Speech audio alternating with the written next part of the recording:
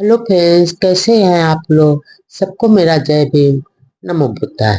Doctor Ambedkar ji का संघर्ष और जात पात का विनाश।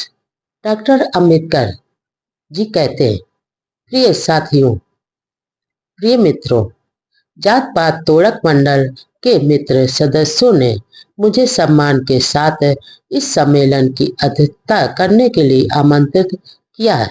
उन मित्रों की स्थिति पर मुझे बहुत बड़ा अफसोस हो रहा है।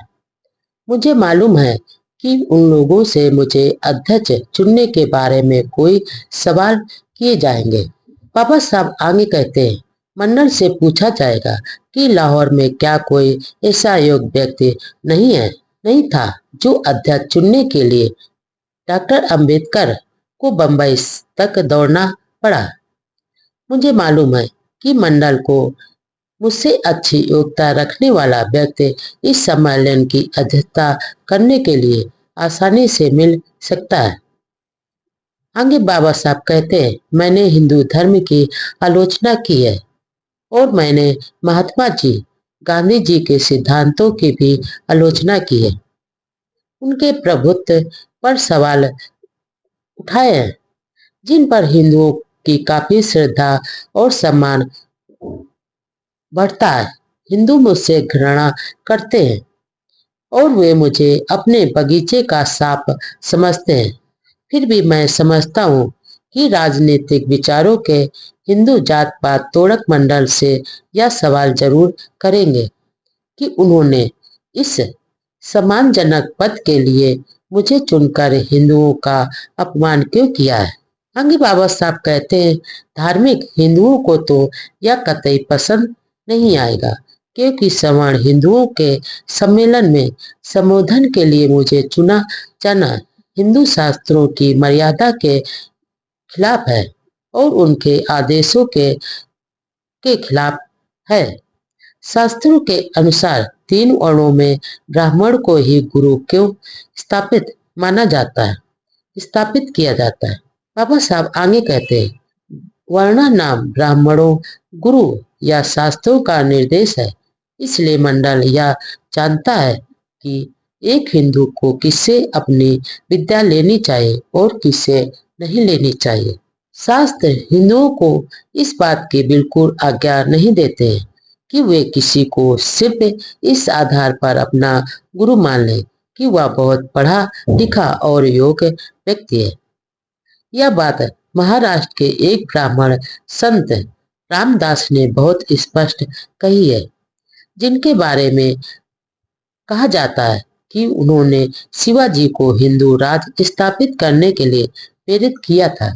आगे डॉक्टर अंबेडकर कहते हैं, संत रामदास ने मराठी में लिखी अपनी सामाजिक, राजनीतिक व धार्मिक पुस्तक दास बोध में एक जगह हिंदुओं से सवाल किया था कि क्या तुम किसी अंत अछूत को इसलिए गुरु मान सकते हो कि वह विद्वान है, और या वह स्वयं ही उत्तर देता है।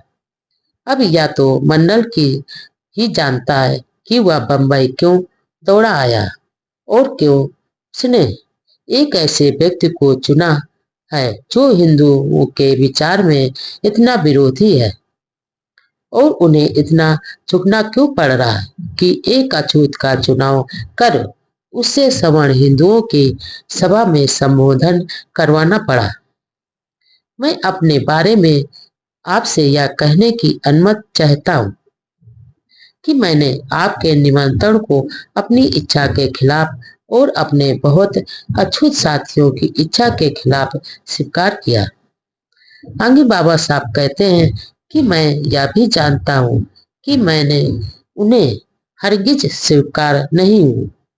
वे मुझे देखना भी नहीं पसंद करते।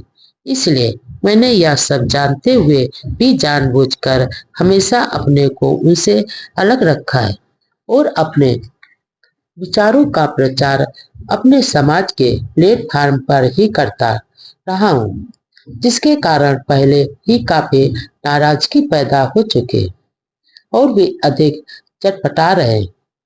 बाबा साहब आगे कहते हैं, यह मेरी बिल्कुल इच्छा नहीं है कि हिंदुओं के बेल्ट प्लेटफार्म पर मैं खड़ा होकर उनके सामने वह कुछ कहूं जो मैं उनके पीछे उनको सुनाता रहता हूँ।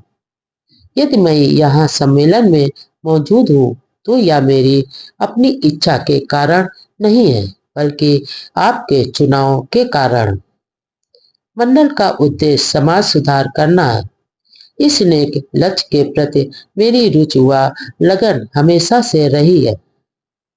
इसलिए मैंने अनुभव किया है कि इस शुभ कार्य में मदद करने के अवसर से इनकार नहीं करना चाहिए। आंगी बाबा साहब यह भी कहते हैं कि अब यह फैसला तो आप ही कर सकते हैं कि जो कुछ मैं आज कहने जा रहा हूँ वह किस प्रकार से आपके समस्याओं का और जिनका आपको सामना करना पड़ रहा है को हल करने से सहायता करेगा। कि मेरी यह इच्छा है कि इन समस्याओं पर अपने विचार आपके सामने मैं पेश करूं।